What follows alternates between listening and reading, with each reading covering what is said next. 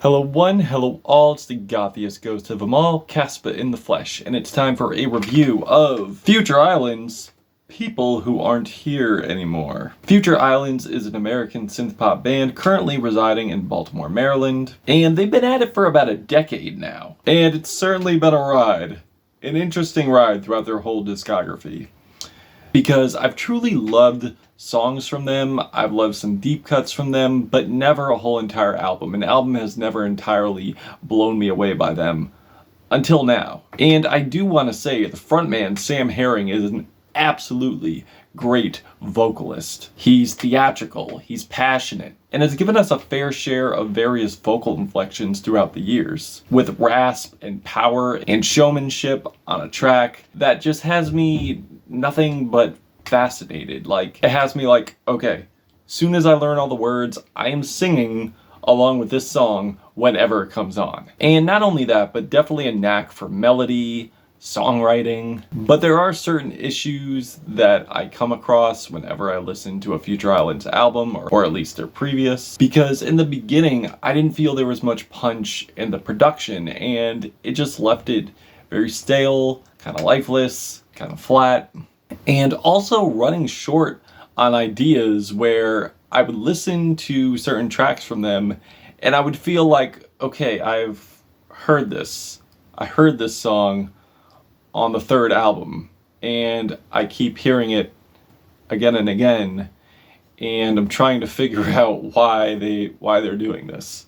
And you could make the argument that there are similes on tracks like The Tower, but there are differences aside from the glistening synth, the pumping reverb bass, but there are breakdowns with bright chords, and obviously completely different lyrics, and it sounds more fuller and more dynamic this time around. Definitely more cohesive. And the way the tracks build on here sound so grand, sound so satisfying, like on tracks like The Thief, where the watery reverb bass, blippy keys gets followed by this burst of bass and colorful instrumentation. It just feels so triumphant, it just feels so cinematic. And yes, we get energetic synth pop bops for sure. It wouldn't be a Future Island album without it.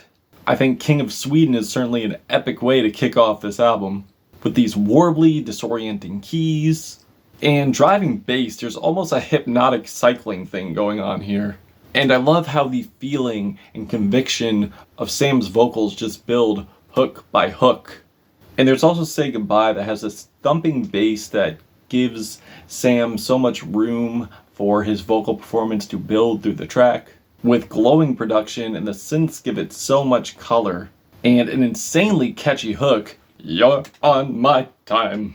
And we also have the nocturnal banger, "Give Me the Ghost Back," that just picks up sonically and gets louder and louder, which is more impactful. The track is very punchy, with a lot of energy, a lot of ghostly embellishments as well, that gives the track this sonic, haunted exuberance. And the lyrics are certainly tragic, as this person is encountering unfortunate events after unfortunate events, where he's dramatically just asking for the ghost, which is the grief, the guilt.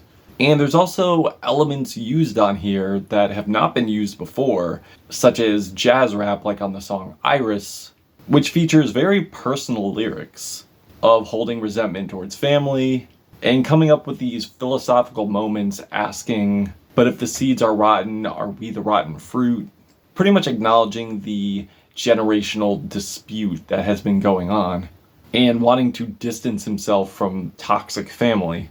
And the ballads on here are so gorgeous, like Deep in the Night that has these droning chords, lush synths, and the way Sam delivers on here is just so intimate, so powerful. And there's also Corner of My Eye, which sounds very spacey, very watery, very atmospheric, definitely reminding me of OMD and what they would have done back in the day. That just engulfs me into this futuristic crescendo, with these animalistic growls on the back end from Sam, which honestly really separates him from most, if not all, singers within the synth pop genre, which definitely deals with mournful lyrics. And the fight is where Sam finds himself in desolation, but still striving for prosperity, striving to maintain and keep it together. And I will keep fighting. And the vocals are so pained and heartfelt, like you really feel it. It makes me just want to reach through and give Sam a hug and say, "It's gonna be okay, Sam. It's gonna be okay." And I feel it's definitely a good move to have a peppy cut like Peach right after this track. Because honestly, I feel an energetic cut definitely complements a cold ballad, definitely creates that sequential quality, if you ask me. And I'm all about sequencing. Now, the album does unfortunately have its flaws, but not to worry though, it's the last remaining tracks. Sure, I could have wanted a fire album front to back, but it mostly kind of is. It's just these two tracks right here pretty much just suffer from production flaws. Like, the Sickness sounds a bit too cluttered, which you kind of realize once those drums roll in, and it sounds like it's just colliding with each other, and it's just not that much space, and doesn't really sound too flattering. And the Garden Wheel, which has this weird distortion on the drums, I'm not sure why they thought this was a good idea. But you know what? 2 throwaways out of 12 tracks on a Future Islands album, that's alright with me. I feel like they have come a long way when it comes to production, when it comes to the execution, even songwriting too. I've never thought that Sam Herring was a slouch when it came to writing, and definitely not a slouch when it comes to vocals.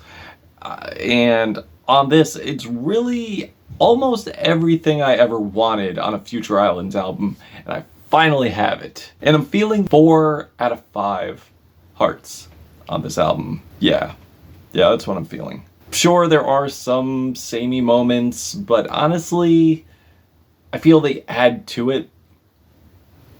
But still a great album, still an album that you should check out if you haven't already. If you consider yourself a Future Islands fan, if you consider yourself a synth pop fan, check this out. But if you check this album out, what did you think? Did you love it?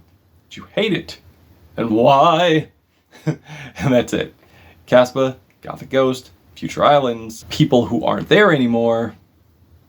Till we meet again.